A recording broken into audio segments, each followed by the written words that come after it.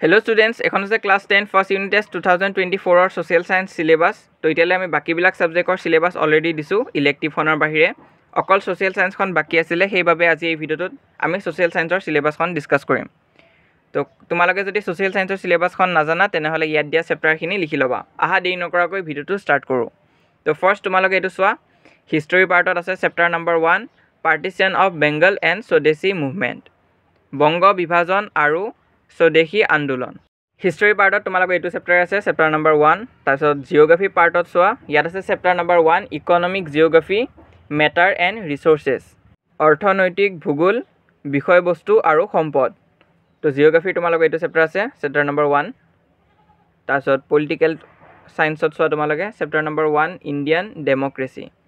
ভাৰতীয় গণতন্ত্ৰ আৰু ইকোনমিক্সত আছে chapter number 1 money and banking মুদ্ৰা আৰু ব্যৱস্থা তো এখিনি আছিল তোমালোকৰ সোশ্যাল সায়েন্সৰ সিলেবাস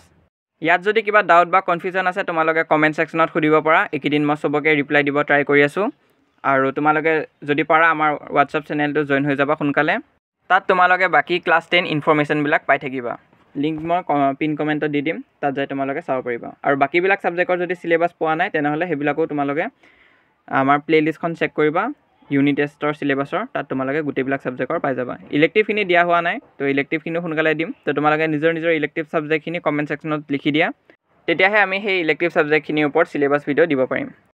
ভিডিওটো যদি হেল্পফুল পাইছা তেনেহলে লাইক কৰিবা যিমান পাৰা নিজৰ লগৰবোৰৰ মাজত শ্বেয়াৰ কৰিবা আৰু আমাৰ চেনেলত যদি নতুনকৈ আহিছা তেনেহলে সাবস্ক্ৰাইব কৰিবা